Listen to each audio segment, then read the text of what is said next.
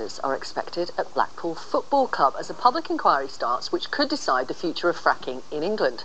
The energy company Cuadrilla is trying to overturn a landmark decision to ban drilling on 2 key sites in rural Lancashire. Over the last year, the debate has become very, very heated at times, with both sides accusing the other of distorting the facts or scaremongering. Now, this programme has learned that a vocal group of local residents set up to support fracking in the region is run by people linked to the industry itself. Here's Jim Reid.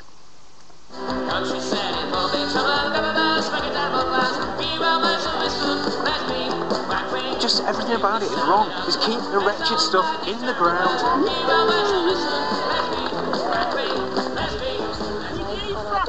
need more gas. Why do we need more gas? Cheaper heating. Cheaper life.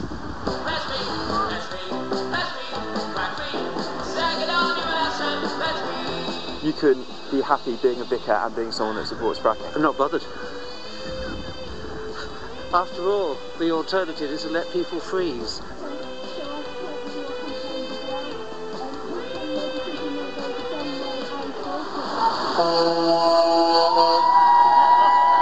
A cold and wet winter's day in Blackpool. 150, old and young, gather ahead of a decision that could change this part of the country for good. We really must continue to fight in whatever way we can. Those involved promise fracking for gas will bring jobs and security. This group will need some convincing. You know, across the country, back in 2011, there were 3 groups fighting this. There are now over 400. Over the last year, this whole debate has become nasty and bad-tempered at times, with accusations of dirty tricks flying around. Now, we've been taking a close look at the claims made by both sides. Are some of those opponents guilty of scaremongering and exaggeration? Are many of those in favour linked to the fracking industry itself? Lancashire is sitting on what some think is one of the largest gas fields in mainland Europe, perhaps enough to power the UK for the next 50 years. First, of course, you have to get the stuff out. Water, sand and chemicals are pumped at high pressure deep underground. The rocks down there frack and the gas flows back to the surface. It's profitable but controversial in the US and Australia. It's banned at the moment in Wales, Scotland and Northern Ireland. In England, though, the government is keen. I want us to get on board this change that is doing so much good and bringing so much benefit to North America. I want us to benefit from it here as well. Will it make a difference to your life? It already is. Fracking in America is a big reason why world oil and gas prices are near record lows. It's not happening here yet, but more than 100 licences have been granted from Sussex to Yorkshire. A great opportunity, say its backers, an environmental disaster, say the other side. We've driven out of Blackpool now, and we're making our way down to the village of Rosica, which is about 20 minutes away, down inland, away from the coast. So if I pull over, wanted to show you this is exactly where Cuadrilla, the energy company, wants to drill. If we jump out the car quickly, you can see this is it, this farmer's field here. So this could become one of the first fracking sites, not just in Lancashire, but in the whole country. Just want to come through here a minute. Local campaigners claim there are 180 people living within a kilometre of the site. Jane Barnes and her family are one of the closest. So when we're out here, you get a really good view of where it is. So those trees just over there, that's Rosica Wood. And in between those two, looking straight across there, we will be looking at a fracking site. If it goes ahead, the site itself will look something like this. Cuadrilla says it will be independently tested and is confident there is no danger to public health. I cannot imagine why anybody would want to come here to look at a fracking site and to live amongst it with all the, you know, all the traffic and everything that it entails, the noise, the light. So it's taken away that choice that we would have for our future. So if someone says to you, this is NIMBYism, this is not in my backyard, how do you react to that accusation? Well, yeah, people like to say that to you, don't they? For such a hugely populated country that we are, and the risks that you would run, you have a responsibility to stand up and say, it's not right. It's not all right in anybody's backyard, not just mine.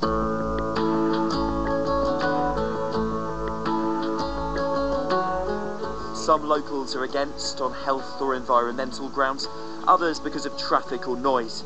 Many are worried it will make it harder to run a business or sell a property. We did see one case of a house falling 15% in value because of the threat of fracking, but nothing like some of the figures reported in the press. It's not, though, the first time locals have gone through this. This was the scene last summer when Lancashire Council threw out the fracking application for Rosica and another site nearby. What does it mean to me? I think you know what it means to me. But that wasn't the end of it. Cuadrilla is now appealing that decision, the first case of its kind in the UK. It was a fantastic day, absolutely great. We were really expecting this to be the definitive moment. And I suppose in that we took them at their word and we were a bit naive. This begins to describe what will be coming. The campaign against fracking was dealt a major blow in November when the government said this decision is too important to be taken at a local level. So the appeal goes ahead, but it will be the Secretary of State in Westminster who now has the final say. I think it's regrettable. But I don't see it as meaning defeat or that we're wasting our time, because we simply wouldn't carry on if we thought that was the case. Not at all. So the local community has had to come together.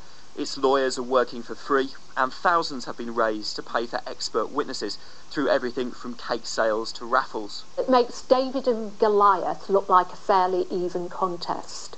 Cuadrilla has, you know, a vast array. It's got PR companies, it's got solicitors, it's got a QC. We're reluctant activists. It doesn't come naturally. But the more you know you've got to speak out.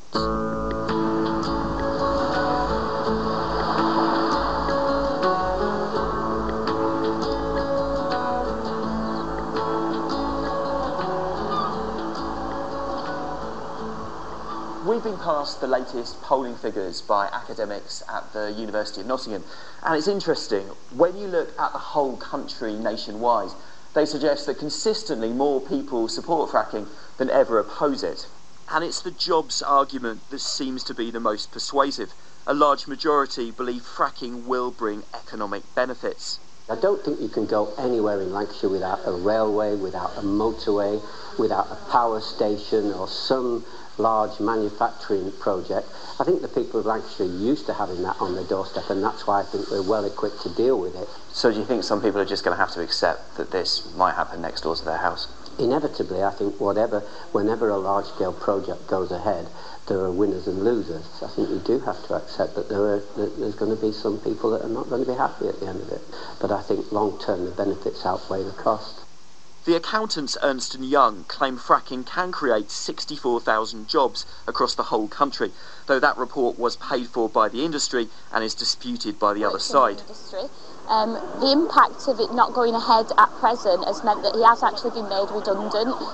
Just as there are very vocal critics of fracking, so there are supporters as well.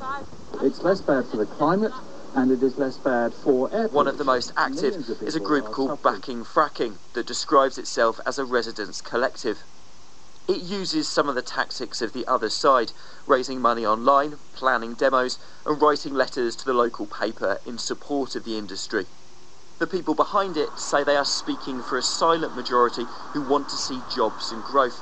Shale gas can actually promote so much more job prospects for the young people like myself. We found out that two of the main organisers do have links to the fracking companies themselves.